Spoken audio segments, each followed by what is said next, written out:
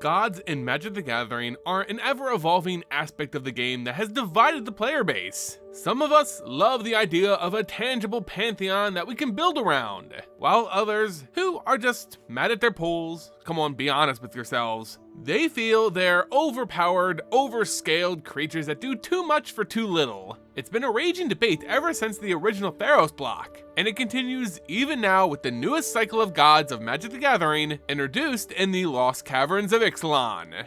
Hey everyone, and welcome back to the Ether Hub. I'm Sab, and bringing you more Magic the Gathering lore. The denizens of Ixalan's surface found more than lost relics and treasures spelunking deep within their plane's core. They uncovered an entire pantheon of gods worshipped by the societies there. While on the surface, the gods worshipped by the likes of the Sun Empire and River Herald merfolk are more aloof, those of the core walk and share lives among the people, making them rather unique in the realm of godhood in Magic the Gathering. So today, let's do a deep dive into the deep gods of Ixalan's core. We'll discuss each of the individuals that make up this new pantheon, as well as their impact to the discussions of gods in MTG. Let's learn the lore of the new deep gods of Ixalan. But first, a quick look at today's video sponsor. Today's lore video is sponsored by a very special project that I myself am super excited about because it hits at the very core of who we are as a community of gamers. I'd like to introduce the first ever official Alpha Black Lotus collectible coin. This coin, licensed by Wizard of the Coast, features the iconic original art of the Black Lotus by Chris Rush, and will be an instant gem of any Magic player's personal collection. Because it's in our nature to collect the cardboard we love so much, it's many of ours dream to own the coveted Black Lotus. While that may not be a possibility for many of us, the Alpha Black Lotus coin by Icon Mint gives us all the chance to hold a true piece of MTG history. And just like the actual Black Lotus card, those coins will be coveted by us collectors as their alpha run will be extremely limited, with only 499 minted and Icon Mint being the only ones producing it. These are 2-ounce silver coins, and each comes with a beautiful wooden display box, a certificate of authenticity, and are individually numbered. Because of the limited pool, these are expected to sell out fast, so I wanted to let you guys in my community know about it before the launch goes live on December 15th, so that you get your chance to own one of these Alpha Black Lotus coins. This is going to be an amazing product, as I'm working closely with Icon Mint and know just how much they genuinely care about this project and the MTG community. So if you're interested, you can find out more about this truly unique MTG collectible and investment opportunity by following my link in the video's description. I hope you're just as excited as I am to own a piece of MTG collectible history.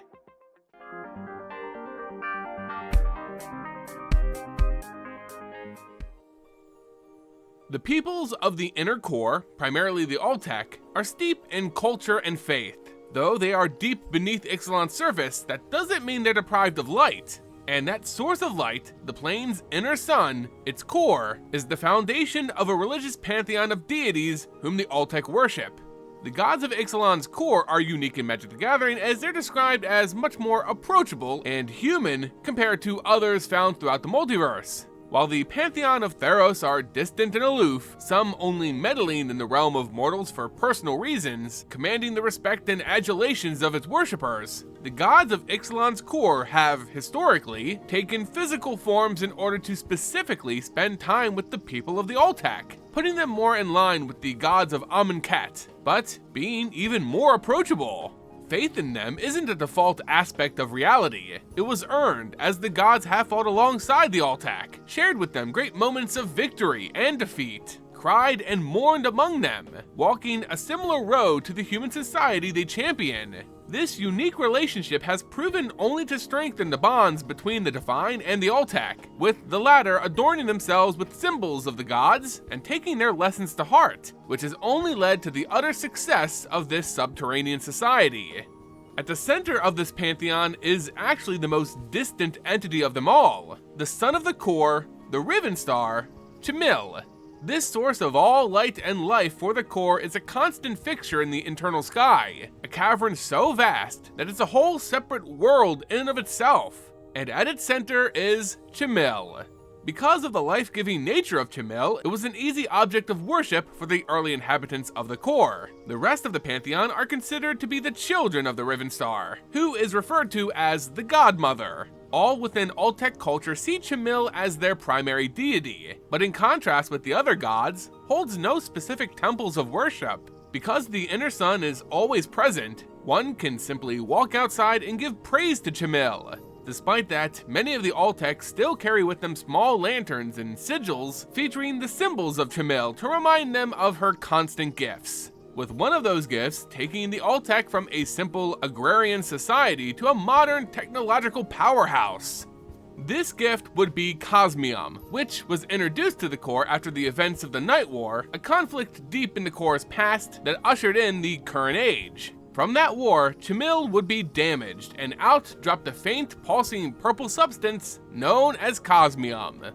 Though it has been extensively researched by Altec archaeologists, the only explanation for this material is that it somehow is tied to the life-giving essence of Chimil herself, her blood, or even parts of her soul. It rained down throughout the Caverns of Ixalan, imbuing even the rocks with her essence and power. Later, it would solidify into veins of ore that paint the caves with a beautiful purple glow. It was the Altec who discovered applicable uses for Cosmium, finding it had deep magical properties. It's said to enhance whatever it's applied to, bolstering any organic or inorganic material's latent magical or physical potential. In that, Cosmium is seen as an inexhaustible conduit of magical properties, whose application is limited only by the imagination of the one wielding it. In the hands of the Altec, it greatly extended their mortal lives, and enhanced their ability to survive within the core, further solidifying their worship of Chimil. When eventually unearthed by the surface dwellers of Ixalan, the people of the Sun Empire quickly recognized the similarities between Chimil and the entity they worshipped, known as the Threefold Sun. It's not a stretch to imagine that, since those of the Sun Empire are direct descendants of the Altec, that their belief in the Threefold Sun originated from long-lost myths traced back to Chimil, deep within the plane's core. From Chimil came the other deep gods, the children of the inner sun, those whose physical forms walk the lands of the living and are powerful aspects of life within Ixalan's core. The deep gods are unique in terms of gods in Magic the Gathering because they don't have the keyword indestructible on their cards. Indestructible being the MTG mechanic most commonly associated with creatures that are gods. It goes back to the idea that gods aren't some tangible foe that you can slay by mortal means, but are really just ideas that can outlast even death. While the deep gods of Ixalan's core don't have the keyword indestructible, that doesn't mean they can be killed in the traditional sense both in-game and from a lore perspective. In keeping with their Mesoamerican inspiration, the deep gods are more attuned to the cycles of death and rebirth. Thus, their cards are flip cards that begin as gods, but as they die, they retreat back to their temples and can be reborn again later. It's a great piece of clever card design to give the deep gods a sense of indestructibility, but in keeping to their unique flavor. Let's now take a deeper look at the greater pantheon of Ixalan's core with the children of Chimil.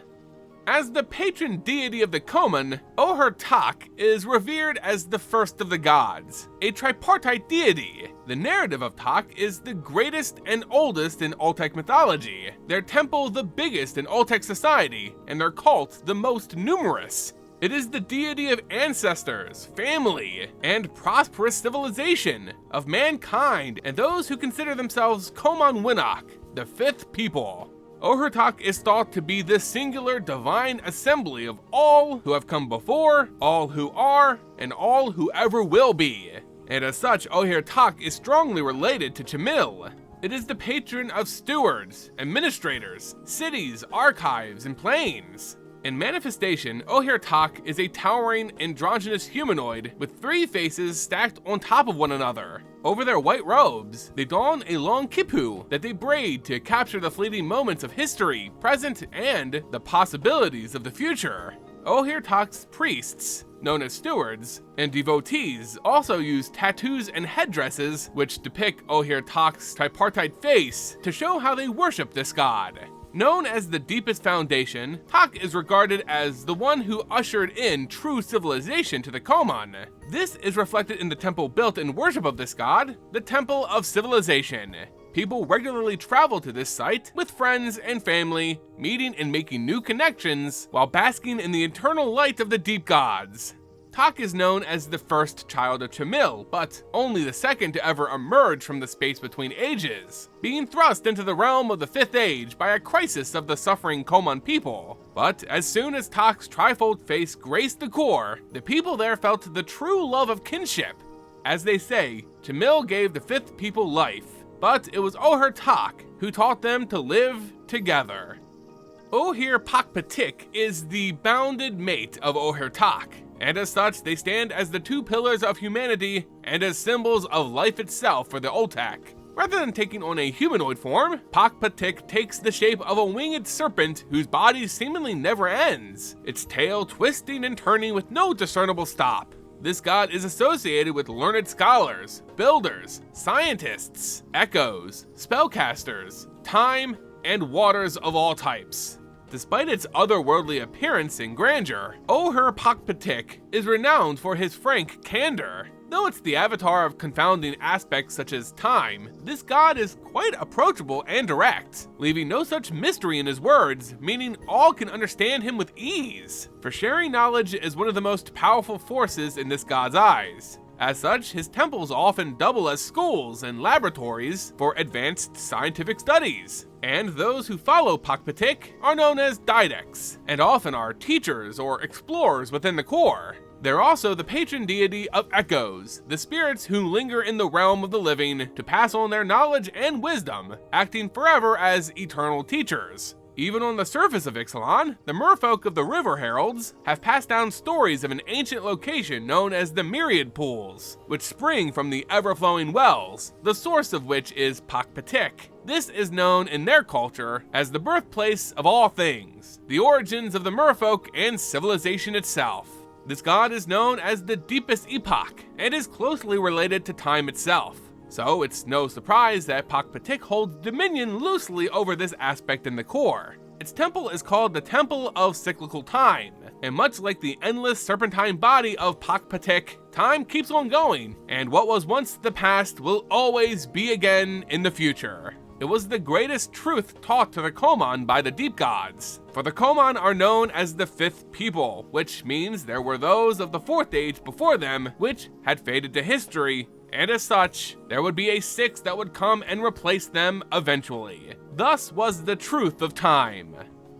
Ojer Axonil, the god of might, is the younger, more temperamental brother of Ojer Tak. The siblings are often in direct conflict with one another, but never so bad as to break their familial bonds. Axonil is the god of strength, warriors, storms, fire, volcanoes, and dinosaurs. He ignites the passions of lovers and fills soldiers with rage and determination. As such, he's the patron god of the Thousand Moons, the primary military force of the Oltec.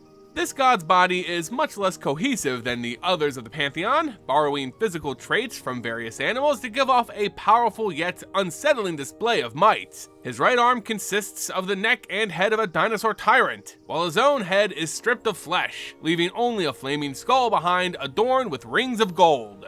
In its other hand, he carries a flaming weapon which the god always uses in battle. Though Ojer Axonil is responsible for a number of calamities that cost countless Oltec lives over the years, he's also the most fervent defender of Ixalan's core. It was Axonil who was the strongest fighter against the ancient colonizers who conquered the Oltec, and was even the one to cut out Aclazotz's eye when he defeated the great betrayer god long ago. This god is worshipped at the Temple of Power, a chaotic structure built right into the side of an active volcano. Among the molten rock, acolytes make their pilgrimage to prove their courage and ability to tame even the wildest of terrains. For Axonil's purpose is to challenge the citizens of the core, to test the Oltec. Under Chimil, her children were born with passion, and Axonil was sent there to force them to harness it. Ojer Kaslem, the god of life, is the least known and worshipped of the deep gods. she takes on a terrifying form comprised of multiple different animals, much like Ojer Axonil, but rather than displaying pure physical might, her visage is one of chaos. Such is the very nature of life itself. She's the god of nature and wildlife, representing everything from dinosaurs to butterflies, and everything growing within the core.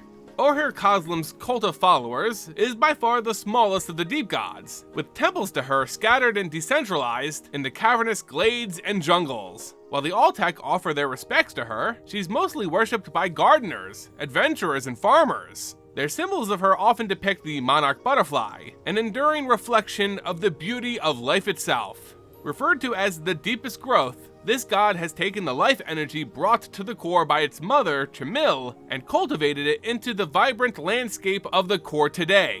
All the jungles, the fertile plains, fruits, animals, they all stem from Kaslem, without which there would be no life to have in the core. Thus, the temple built in worship of this god is known as the Temple of Cultivation, and their followers known as gardeners. The gardener orders are the unsung life-bringers of Altec society. They're learned naturalists with vast knowledge of agriculture and herbal medicines. They grow food, maintain ancient relics and roadways, heal the sick, and generally keep the Altec thriving as a people, all thanks to their patron deity.